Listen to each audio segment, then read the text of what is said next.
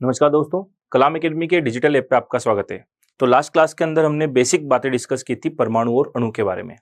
आगे आज की क्लास हम लोग स्टार्ट करते हैं।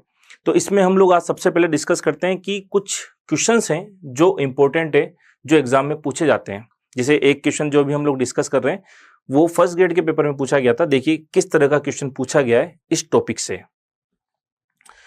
तो एक बेसिक सा क्वेश्चन है कि निम्न में से किसकी परमाणुकता एक है। परमाणुकता का मतलब होता है एटॉमिसिटी। किसकी एटॉमिसिटी एक है, कौन यूनी एटॉमिक होता है। मतलब कहने का मतलब जो एकल परमाणु के रूप में कौन आपको मिलेगा, कौन एकल परमाणु के रूप में स्थायी मिलेगा। तो देखिए स्टार्ट करते हैं। सबसे पहले देखते हैं ऑक्सीजन को। तो आपको पता है ऑक्सीजन जो होता है, ऑक्सीजन हमें अकेले O के रूप में नहीं मिलता, सिंगल एटम के रूप में एनवायरनमेंट में नहीं मिलता। एनवायरनमेंट में मिलेगा या तो ये O2 के रूप में, या आपको पता है ओजोन O3 के रूप में भी पाया जाता है। तो ज्यादातर आपको पता है कि एनवायरनमेंट के अंदर ऑक्सीजन O2 के रूप में मिलता है। मतलब एकल परमाणु तो ये रहा ही नहीं, ये या तो द्विपरमाणु हो गया, बाई एटॉमिक हो गया, डाई एटॉमिक हो गया, या ट्राई एटॉमिक हो गया। तो ये द्विपरमाणु हो गया और ये त्रिपरमाणु हो गया। मतलब ये एकल परमाणु में तो ऑक्सीजन आपको नहीं मिलेगा। तो ये तो ऑप्शन सही नहीं है, ठीक है। तो ये ऑप्शन तो हो गया गलत। हाइड्रोजन की बात करते हैं तो हाइड्रोजन भी एनवायरनमेंट के अंदर अकेला H के रूप में नहीं मिलेगा। आपको पता है हाइड्रोजन गैस के रूप में मिलता है, H2 गैस। H2 गैस मतलब ये भी दो परमाणु यानी द्विपरमाणुक अवस्था में मिलेगा। मतलब ये भी इसका आंसर नहीं हो सकता। क्लियर। नाइट्रोजन भी आपको पता है वातावरण के अंदर N2 के रूप में मिलता है, नाइट्रोजन गैस के रूप में मिलता है। नाइट्रोजन गैस को N2 लिखा जाता है, ठीक है। तो N2 के रूप में मिलता है। तो यह भी अकेला नाइट्रोजन के रूप में नहीं मिलेगा, एकल परमाणु में यह भी नहीं मिलेगा, यह भी द्विपरमाणुक अवस्था में मिलेगा। दो परमाणु जुड़े हुए पाए जाएंगे, तभी तो आप इसको N ट्रिपल बॉन्ड N लिखते हो, क्योंकि आपको पता है नाइट्रोजन के बीच में 3 बॉन्ड पाए जाते हैं, हाइड्रोजन के बीच में सिंगल बॉन्ड पाया जाता है, ऑक्सीजन के बीच में डबल बॉन्ड पाया जाता है। क्लियर। तो अकेले सिंगल परमाणु के रूप में तो ये नहीं मिलते, सिंगल एटम की फॉर्म में नहीं मिलते। आर्गन, ये जो आर्गन है ये आपको एकल परमाणुक अवस्था में मिलेगी, एकल परमाणुक अवस्था में।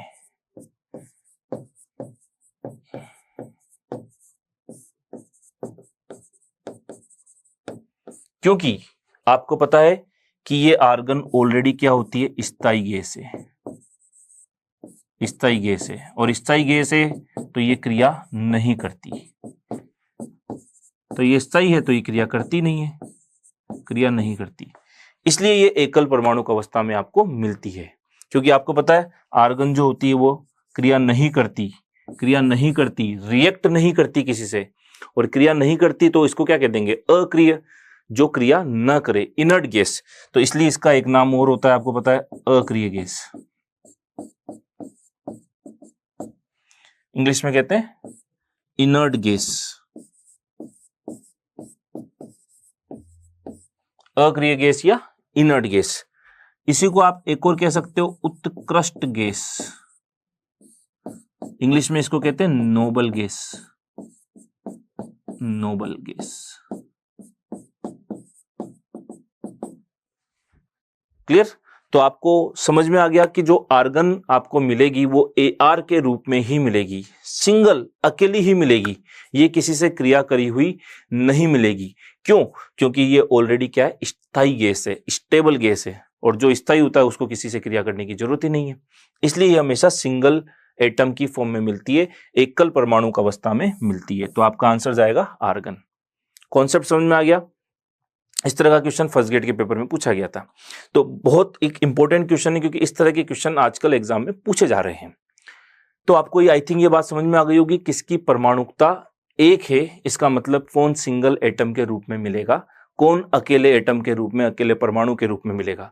तो अकेले एटम के रूप में, अकेले परमाणु में कौन मिल सकता है, वही मिल सकता है जो कभी क्रिया ना करे, और जो क्रिया नहीं करेगा वो हमेशा अकेला पड़े रहेगा। तो आप इसका एक कंक्लूजन ये लिख सकते हैं, क्या लिख सकते हैं, नोट देखिए। नोट क्या हो सकता है,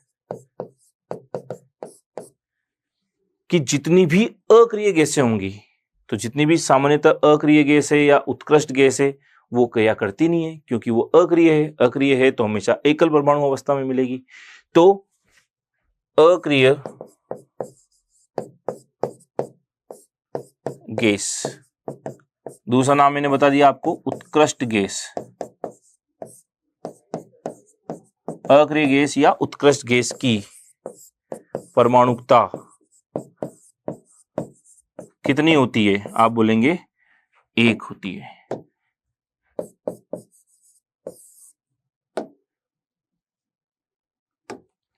एक होती है। आई थिंक कॉन्सेप्ट समझ में आ गया। उदाहरण, एग्जाम्पल क्या क्या होंगे अक्रिय गैस के या उत्कृष्ट गैस के? तो अक्रिय या उत्कृष्ट गैस के उदाहरण होंगे, अक्रिय इनर्ट गैस या नोबल गैस के उदाहरण होंगे helium, neon, argon, krypton, xenon और radon. HENEAR, helium, neon, argon का नाम तो हमें पता ही है। हीलियम, नियोन, आर्गन, अभी 1 से 20 तक के तत्व पढ़ाऊंगा, वहां भी आ जाएगा। He का मतलब हीलियम, Ne का मतलब नियोन, AR का मतलब argon. Helium, neon, argon. KR का मतलब मैं लिख देता हूं क्रिप्टोन। क्रिप्टोन। Xe का मतलब होता है जीनोन और Rn का मतलब होता है रेडोन।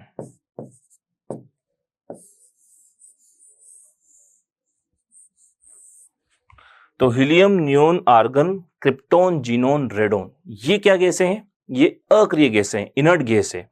इनर्ट का मतलब अक्रिय, अक्रिय का मतलब जो क्रिया नहीं करे। तो जो क्रिया किसी से करेगी ही नहीं, वो हमेशा और हमेशा अकेली ही मिलेगी, सिंगल एटम, एकल परमाणु के रूप में ही आपको पाई जाएगी। मतलब इन गैसों की परमाणुकता, एटोमिसिटी कितनी होगी? सिंगल, 1 होगी। क्लियर? तो इस तरह आपको कंफ्यूज करने के लिए आर्गन के अलावा इनमें से भी कुछ दे रखा होता, तब भी आप क्या बोलते हैं आंसर, कि ये सभी गैसें हैं जिनकी परमाणुकता क्या होती है? 1।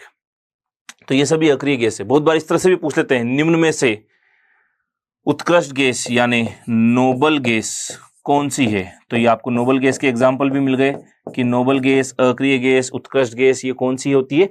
तो helium, neon, argon, krypton, xenon, radon, इन गैसों को हम लोग क्या कहते हैं? नोबल गैस, अक्रिय गैस, उत्कृष्ट गैस, कुछ भी बोल सकते हैं। क्लियर? हाँ, यहां से एक अच्छा क्वेश्चन है जो आपको ध्यान रखना है, वो क्या कि जनरली ये सभी गैसें जो है वो अक्रिय गैसें हैं, मतलब ये क्रिया नहीं करती, क्योंकि इनका जो बाह्यतम कोश होता है वो पूरा भरा होता है। और आप जैसा कि साइंस के स्टूडेंट हैं, तो साइंस के स्टूडेंट्स को एक बात पता होती है, बहुत बेसिक सी बात है, वापस रिवाइज कर लेते हैं हम लोग। क्या कि जिस परमाणु के बाह्यतम कोश पूरे भरे हुए होते हैं, जिनका अष्टक पूरा होता है, या जिसका बाह्यतम कोश पूरा भरा हुआ है, ऑक्टेट कंप्लीट है, अष्टक पूरा है, वो क्या होता है? अस्थायी होता है। तो अगर आप देखेंगे तो इन सब का बाह्यतम कोश क्या होता है?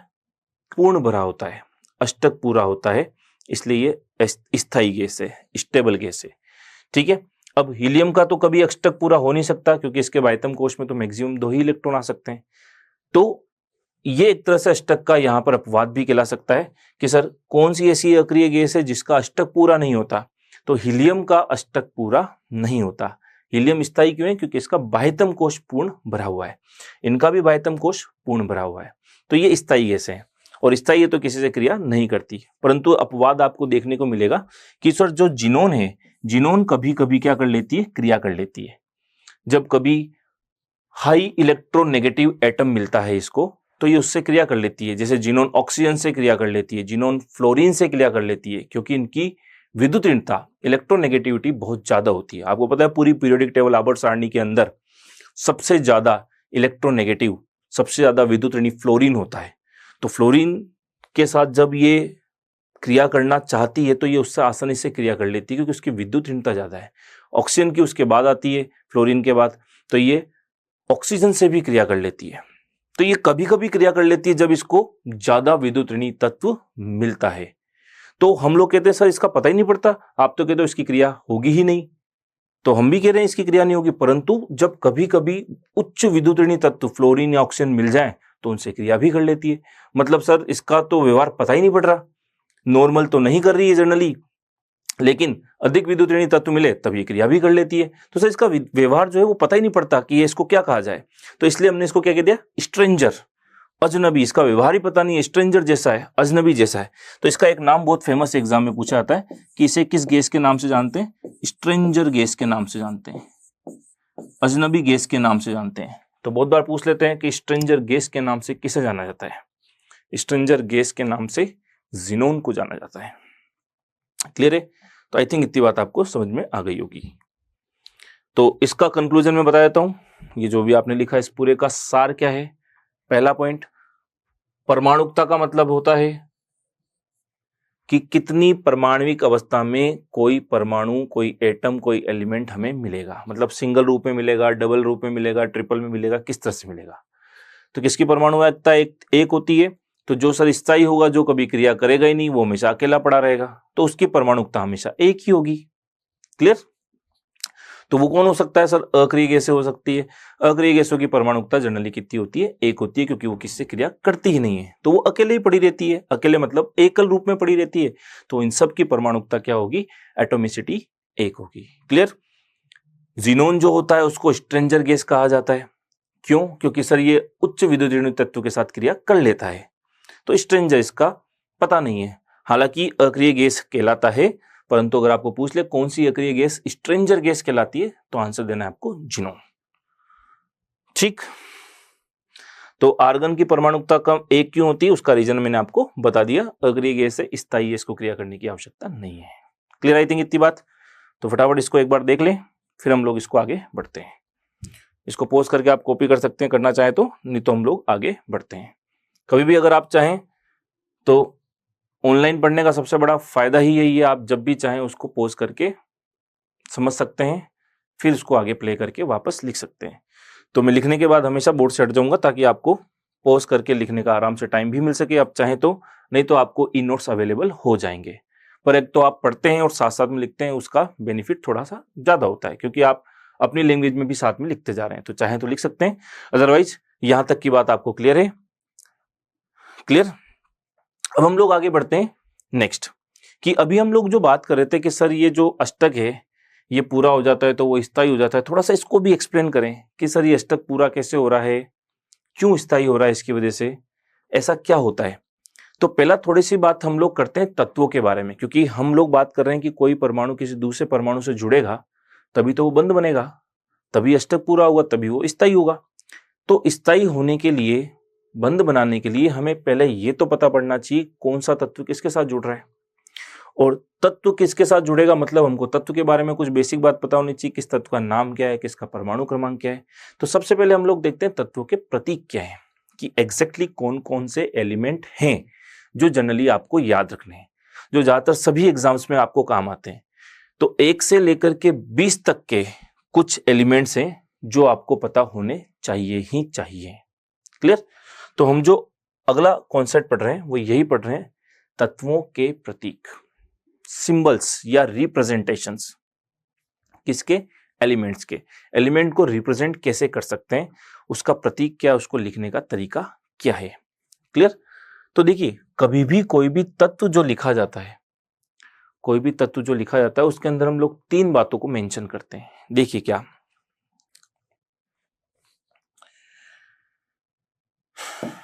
जैसे कोई भी एलिमेंट है उसको लिखने का तरीका होता है एक्स जेड ए। ये उस एलिमेंट को लिखने का तरीका होता है, उस तत्व को लिखने का तरीका होता है, जिसमें इस एक्स का मतलब तो होता है तत्व, जिस एलिमेंट को आप लिख रहे हो, हाइड्रोजन, नाइट्रोजन, ऑक्सीजन, कार्बन, कुछ भी हो सकता है। जेड, जेड होता है एटॉमिक नंबर, परमाणु क्रमांक, परमाणु क्रमांक, इसको आप एटॉमिक नंबर बोलते हो। तो इस टेबल के अंदर सबसे पहले मैं इधर क्या लिखूंगा, जेड। जेड, जेड का मतलब मैंने बताया अभी आपको, परमाणु क्रमांक, परमाणु क्रमांक। इंग्लिश में आप बोलते हैं इसको एटॉमिक नंबर। ठीक है, तो Z यानी परमाणु क्रमांक हम लिखेंगे इधर। X का मतलब होता है तत्व या एलिमेंट, तो X हम तत्व लिखेंगे यहां, कोई भी तत्व जो है, तत्व, एलिमेंट, कि उस तत्व का प्रतीक क्या है। क्लियर। और ऊपर लिखा जाता है ए का मतलब होता है परमाणु द्रव्यमान, परमाणु द्रव्यमान, ठीक है। ए को बोलते हैं एटॉमिक मास, इसी का दूसरा नाम होता है मास नंबर, द्रव्यमान संख्या। तो इधर इधर हम लोग लिख रहे हैं ए का मतलब अभी मैंने आपको बताया, ए का मतलब होता है द्रव्यमान, परमाणु द्रव्यमान।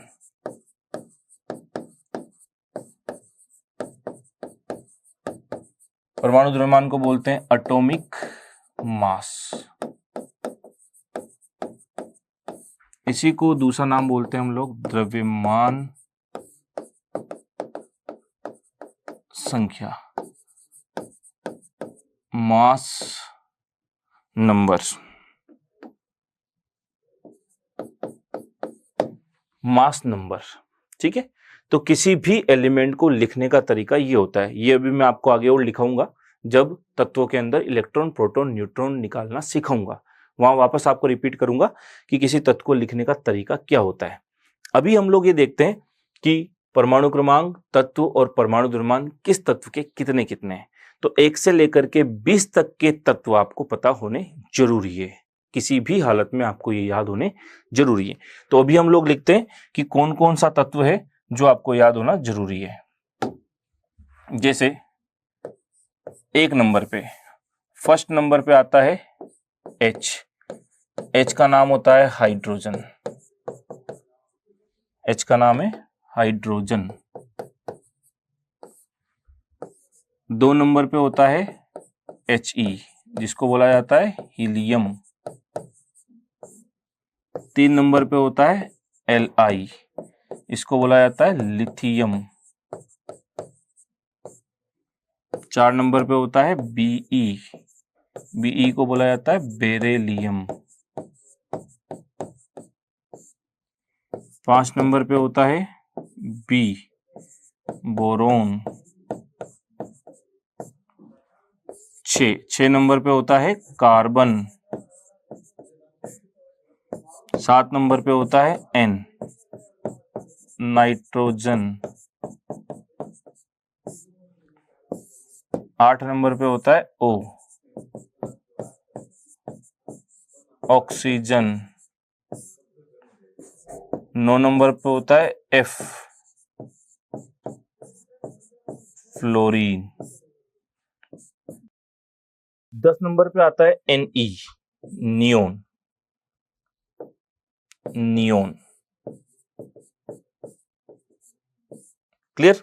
ये हुए 1 से 10 तक के एलिमेंट जो आपको ध्यान रखने कि इनके परमाणु क्रमांक क्या क्या है और इनको लिखने का तरीका क्या है, किस सिंबल से इनको रिप्रेजेंट करते हैं।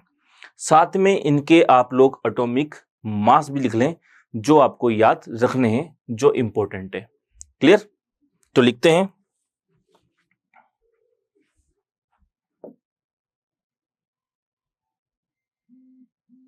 देखिए पहले मैं लिख रहा हूं जो आपके लिए इंपॉर्टेंट है, जो आपको याद रखने ही हैं। सारे आपको याद नहीं रखने, कुछ एक ही याद होने जरूरी है।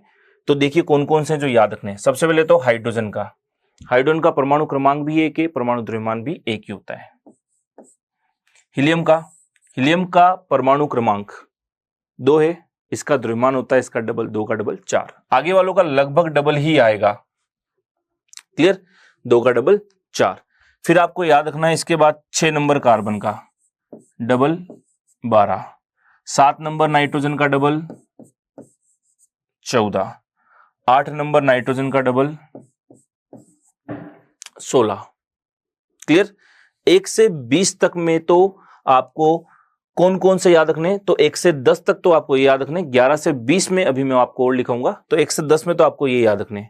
बट आपकी नॉलेज के लिए आप चाहें तो बाकी भी लिख सकते हैं, बट याद नहीं हो तो जरूरी नहीं है, क्योंकि वो आपको नहीं पूछे जाते।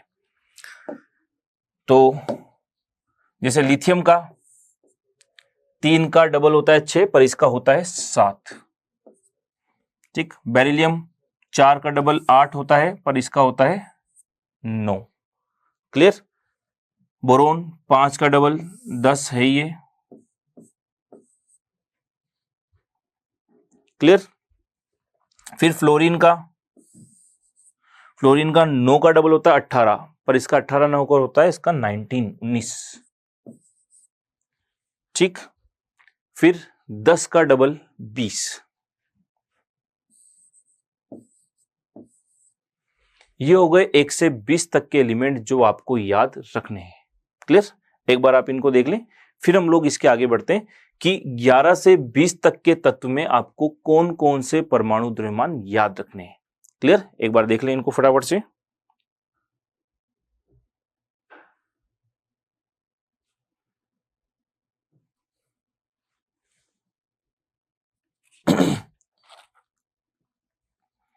क्लियर। तो यहां तक की बात क्लियर। अब देखते हैं 11 से 20 में आपको जो ध्यान रखने हैं।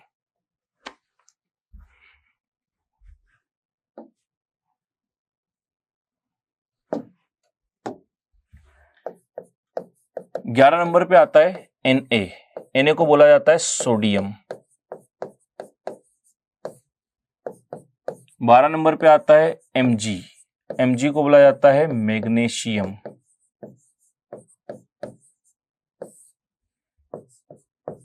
13 नंबर पे आता है Al को बोला जाता है एल्यूमिनियम। 14 पे आता है Si सिलिकॉन।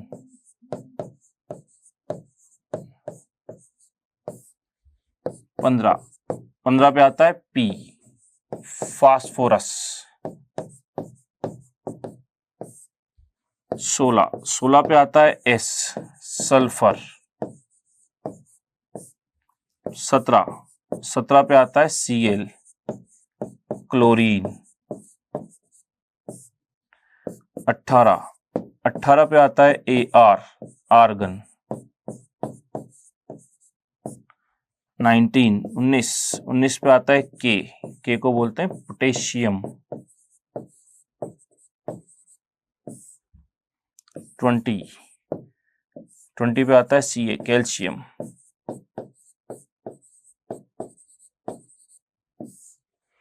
ये हो गए 11 से 20 तक के एलिमेंट जो आपको याद रखने हैं। अब देखिए 11 से 20 में आपको किस किस के द्रव्यमान याद रखने हैं, तो वही जो इंपॉर्टेंट है उनको मैं रेड से मार्क कर देता हूं। तो देखिए 11 सोडियम इंपॉर्टेंट है, इसका डबल 22 नहीं, आपको याद रखना है 23। ऐसे ही 13 नंबर एल्यूमिनियम, 13 का डबल 26 नहीं होकर के आपको याद रखना है 27। ठीक। फास्फोरस 15 का डबल 30 ना होकर के याद रखना है 31। सल्फर 16 का डबल आपको याद रखना है 32। ठीक है। पोटेशियम का 19 का डबल 38 ना होकर के याद रखना है आपको 39। और कैल्शियम 20 का डबल डायरेक्ट याद रखना है 40। तो ये आपके ज्यादातर काम आएंगे।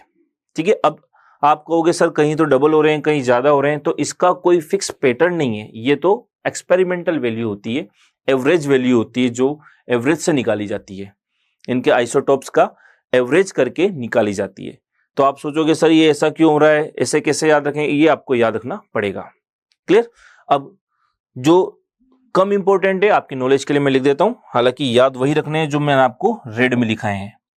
मैग्नीशियम 12 का डबल 24। ठीक। सिलिकॉन 14 का डबल 28। क्लोरीन आपको पता है वेल नोन है, 17 का डबल 34 नहीं होकर के इसका एवरेज अपन 35.5 लेते हैं 35.5। 18 का डबल कितना 36 ना होकर के इसका होता है 39.9। ठीक है। हाँ, ये ज्यादा होता है ये कम होता है। क्लियर। क्योंकि इसके जो आइसोटॉप्स हैं वो ज्यादा हैं। ठीक है। हैवी आइसोटॉप्स हैं, उनका एवरेज 39.9 आता है।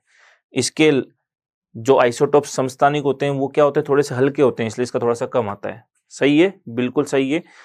तो थोड़ा सा ये एबनॉर्मल है, बट आपको याद होना चाहिए। क्लियर? तो जो मैंने रेड में लिखे हैं वो आपको याद होने चाहिए, क्योंकि 11 से 20 तक में ये आपके बार बार काम आएंगे। किस तरह से आएंगे, जब अभी हम लोग आगे पढ़ेंगे तब आपको समझ में आएगा। तो एक बार इसको कॉपी कर लें, फिर हम लोग आगे डिस्कस कर लेते हैं इसको। तो फटाफट से इनको कॉपी करें।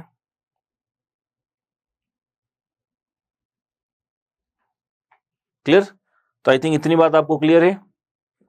तो ये हैं 1 से लेकर के 10 तक कौन कौन से इंपॉर्टेंट है, और ये हैं 11 से लेकर के 20 जो इंपॉर्टेंट है आपको याद रखने। ठीक है, अब इसमें एक इंपॉर्टेंट बात और है कि सर इनके नाम तो आपके सामने लिखे हुए हैं, इनके नाम भी लिखे हुए हैं, जैसे Li से लिथियम ही होता है, C से कार्बन ही होता है, F से फ्लोरीन ही होता है, N से नियोन ही होता है। तो यहां तो कंफ्यूजन नहीं होता।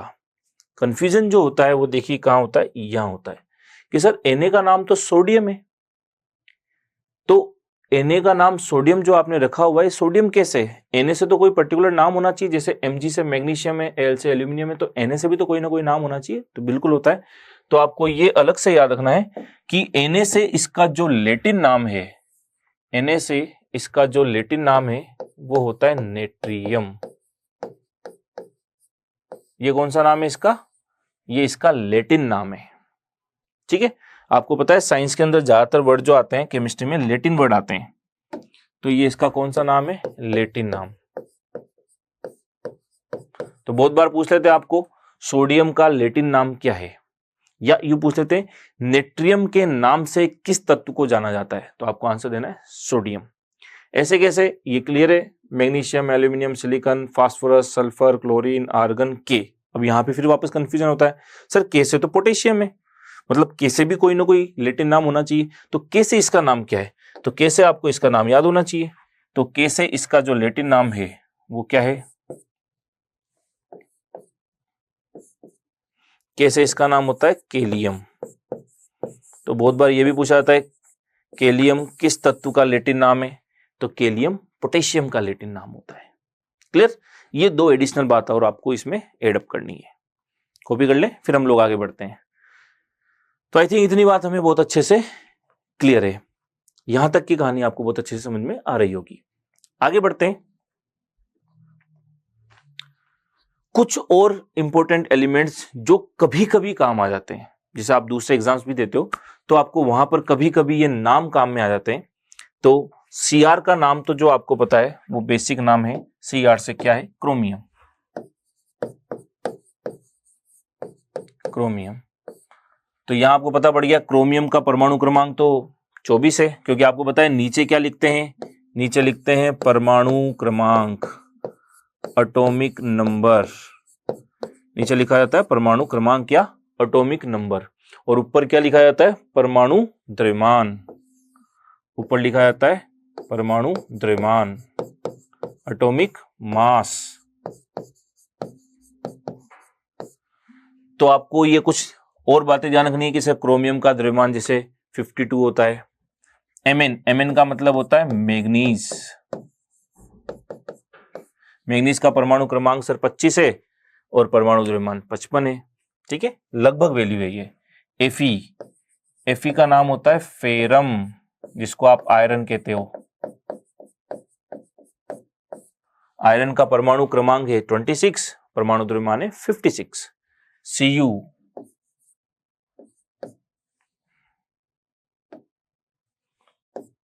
कॉपर, इसको आप क्या कहते हैं? तांबा। तांबे का परमाणु क्रमांक 29 है और परमाणु द्रव्यमान 63.5 है। ये याद होना चाहिए, ये इंपॉर्टेंट है। एक जिंक का भी याद रखना है आपको, जेडेन को बोलते हैं जिंक। इस जिंक को ही बोलते हैं आप जस्ता। इसका परमाणु क्रमांक है 30, परमाणु द्रव्यमान है 65।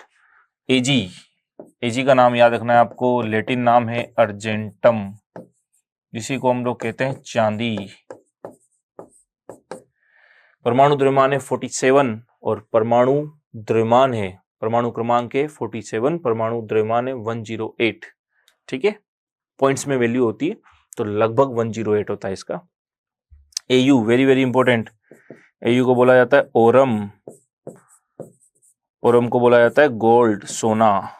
तो बहुत बार पूछते हैं सोने का प्रतीक क्या होता है, तो सोने का प्रतीक क्या होता है Au, गोल्ड का सिंबल प्रतीक जो है वो है Au। ठीक है, 79 इसका परमाणु क्रमांक है और 197 इसका परमाणु द्रव्यमान है।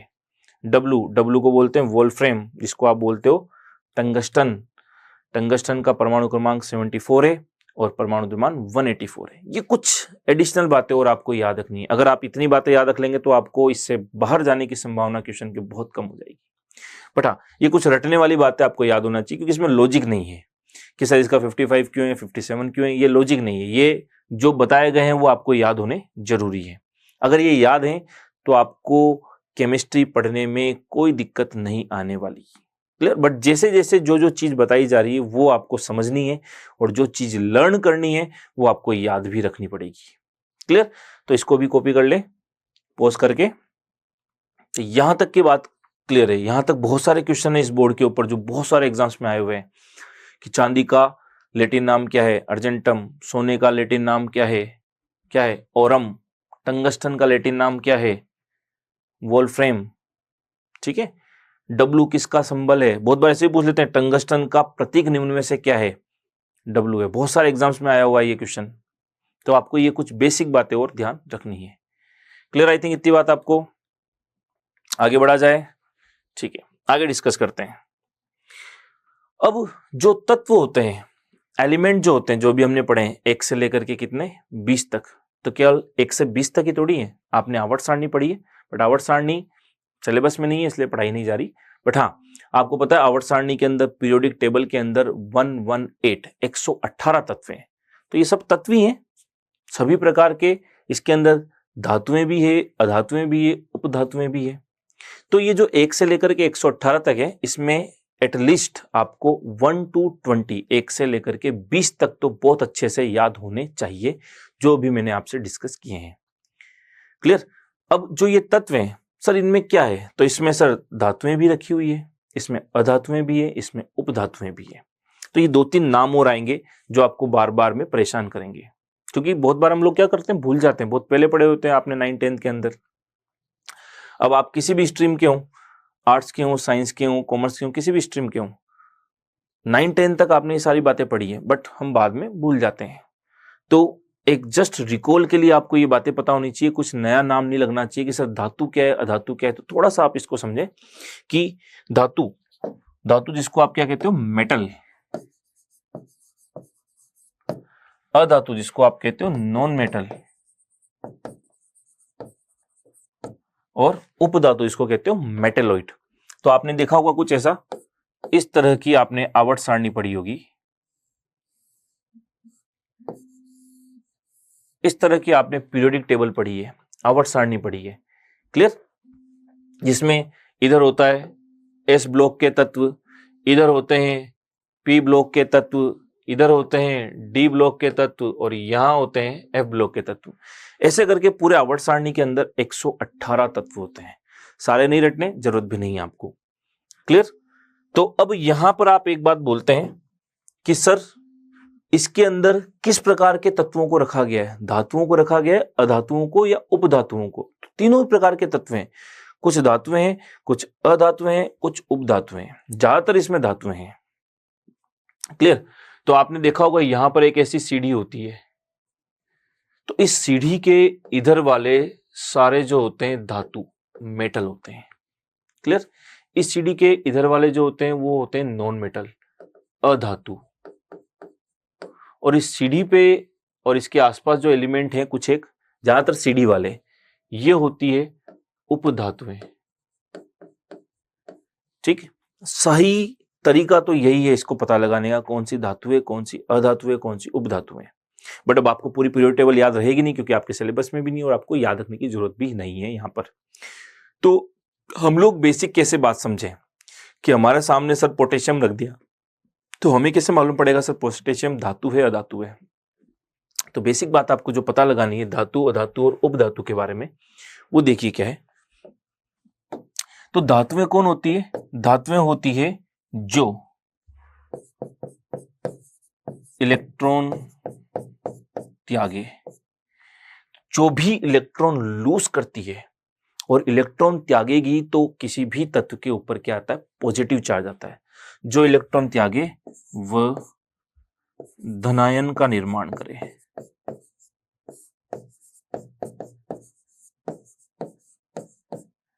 तो जो तत्व, जो एलिमेंट इलेक्ट्रॉन त्यागते हैं और इलेक्ट्रॉन त्यागने पर हमेशा किसी तत्व के ऊपर पॉजिटिव चार्ज आता है, तो जो भी इलेक्ट्रॉन त्यागता है और धनायन, धनायन मतलब पॉजिटिव चार्ज, जिसको इंग्लिश में बोलते हैं केटायन, तो केटायन का जो निर्माण करेगा, धनायन का निर्माण करेगा, वो क्या कहलाता है? धातु।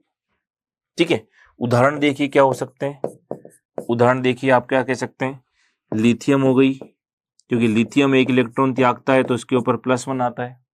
ठीक है, आप लोग कह सकते हैं सोडियम, सोडियम एक इलेक्ट्रॉन त्यागता है, उसके ऊपर Na+ आता है, तो एक इलेक्ट्रॉन त्याग दिया इसने, इसने भी एक इलेक्ट्रॉन त्याग दिया। आप कहते हो sir magnesium, magnesium Mg+2 2 electron त्यागता है, तो +2 चार्ज आ गया इसके ऊपर। आप कहते हो कैल्शियम, कैल्शियम, कैल्शियम भी 2 इलेक्ट्रॉन त्यागता है, कैल्शियम भी 2 इलेक्ट्रॉन त्यागता है, उसके ऊपर भी +2 चार्ज आता है, ये 2 इलेक्ट्रॉन निकाल दिए इसने। तो जो इलेक्ट्रॉन त्यागता है और धनायन बनाता है वो जनरली क्या होता है? वो धातु होती है। धातुओं का गुण होता है इलेक्ट्रॉन का त्याग करना, इलेक्ट्रॉन लूज करना। ठीक है, खूब सारी हो सकती है, आप बोल सकते हो आयरन हो गया, ठीक है, क्रोमियम हो गया, जिंक हो गया, कॉपर हो गया, एटसेट्रा। ये सभी क्या है? धातुएं। ये सभी धातुएं हैं जो आपके सामने लिखी गई है। सबके नाम भी बता दिए मैंने आपको, ये सभी धातुएं हैं, और भी हो सकते हैं, एटसेट्रा। ठीक है, तो जो भी इलेक्ट्रॉन त्यागता है, क्योंकि इलेक्ट्रॉन त्यागने पर इनके क्या हो जाते हैं? बाह्यतम कोश पूरे हो जाते हैं। सोडियम के बाह्यतम कोश में 11 इलेक्ट्रॉन है, टोटल सोडियम के पास कितने इलेक्ट्रॉन है? 11 इलेक्ट्रॉन है। तो इसके जो अगर बाह्यतम कोश का विन्यास लिखेंगे तो हम लोग आता है 2 8 1, मतलब बाह्यतम कोश में 1 इलेक्ट्रॉन आता है। तो 1 इलेक्ट्रॉन त्यागते बाह्यतम कोश में कितने हो जाते हैं? 8 इलेक्ट्रॉन पूरे हो जाते हैं। तो हालांकि वो बहुत डिटेल की चीज है, बट आपको बेसिक यहां से ये समझ में आ जाएगा, जो इलेक्ट्रॉन त्यागता है और जिसके ऊपर पॉजिटिव चार्ज आता है वो जनरली धातु होती है। तो सर फिर अधातु क्या है? तो अधातु क्या होती है? जो इलेक्ट्रॉन ग्रहण करती है, जो इलेक्ट्रॉन ग्रहण करके, और जो भी इलेक्ट्रॉन ग्रहण करेगा, इलेक्ट्रॉन पर नेगेटिव चार्ज होता है तो उस तत्व के ऊपर भी नेगेटिव चार्ज आ जाएगा। तो जो इलेक्ट्रॉन ग्रहण करके ऋणायन बनाता है, ऋणायन को बोलते हैं एनायन।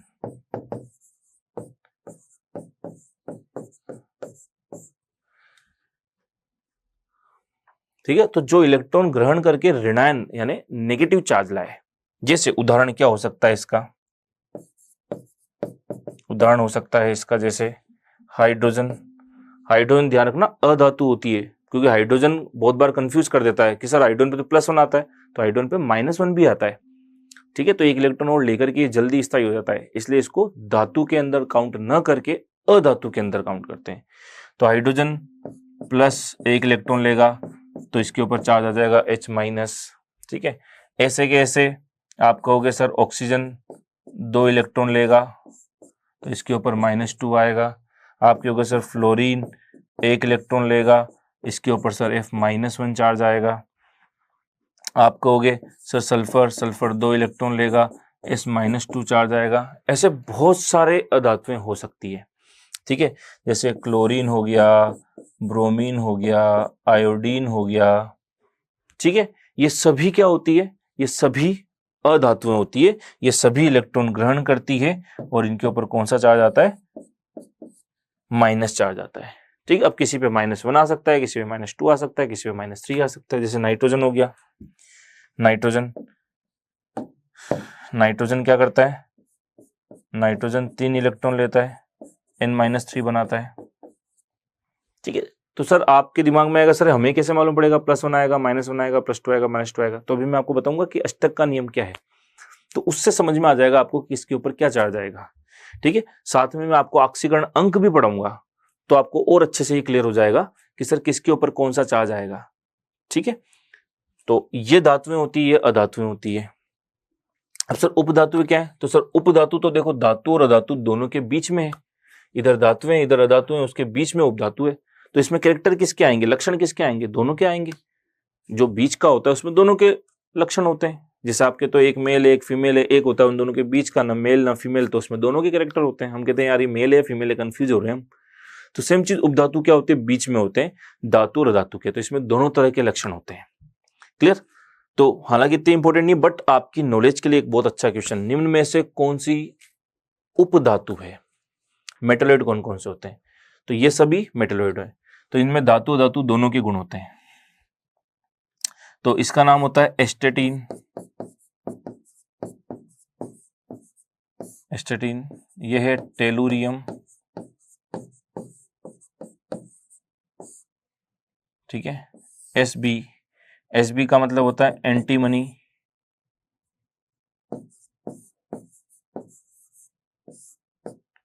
एसबी को बोलते हैं एंटीमनी। जीई जर्मेनियम,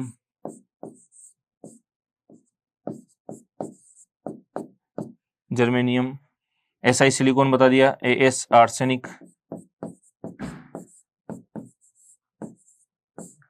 बी का मतलब पता ही आपको बोरोन होता है। तो ये है जो उपधातुएं, उपधातुएं कुछ ही हैं, ये 7-8 जो है यही उपधातुएं, जनरली 7, 1 2 3 4 5 6 7, यही जनरली धातुओं में उपधातुओं में काउंट होती है। ये धातुएं, ये अधातुएं और ये उपधातुएं हैं। ठीक है, तो आपके कभी कभी काम आ सकता है कि उपधातुएं कौन कौन सी है। अब हम लोग भूल जाते हैं क्योंकि हमको ये याद नहीं रहती। तो सिंपल से एक ट्रिक याद रखना, जिंदगी भर आपको सारी उपधातुएं याद होगी, क्योंकि इसके अंदर दोनों लक्षण होते हैं। तो हम लोग कंफ्यूज हो जाते हैं कि याद कैसे रखें। धातुओं की पहचान हमें याद आ जाती है कि जो इलेक्ट्रॉन त्यागेगा, अधातुओं की पहचान याद आ जाती है जो इलेक्ट्रॉन ग्रहण करेगा, इनकी पहचान आपको याद नहीं रहती। तो सिंपल से एक ट्रिक याद रखनी है, एटी, एटी का मतलब आंटी, टीई का मतलब तेरी, सब्जी, क्या है ये, सब्जी, बासी, बासी।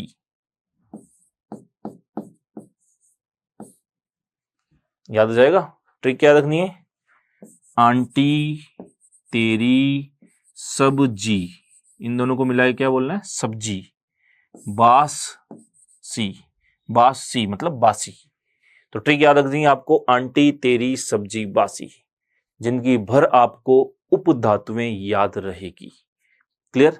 बेसिक सी ट्रिक याद रखनी है, जिंदगी में कभी नहीं भूलोगे, आंटी, तेरी, सब्जी, बासी, तो आपको सारी उपधातुएं याद रहेगी। क्लियर। तो आई थिंक आपको यहां तक की बात समझ में आ गई कि धातुएं क्या होती है, अधातुएं क्या होती है और उपधातुएं क्या होती है। क्लियर है, ठीक।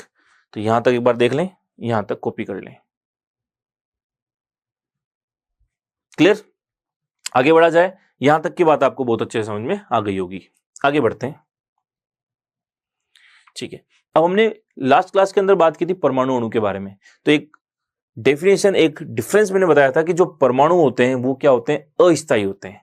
और परमाणु अस्थायी होते हैं तभी तो स्थायी होने के लिए वो किसी दूसरे तत्व के साथ जुड़ते हैं, बंध बनाते हैं। तो परमाणु दूसरे परमाणु के साथ बंध बनाते हैं, तो आपको बताया था किसका निर्माण करेंगे, अणु का निर्माण करते हैं। तो परमाणु अस्थायी या कम स्थायी हुआ और अणु जो होगा वो ज्यादा स्थायी हुआ। तो ये तो आपको समझाया था कि परमाणु अस्थायी होते हैं, इसलिए वो क्या करते हैं, अणु का निर्माण करते हैं और क्या हो जाते हैं, स्थायी हो जाते हैं।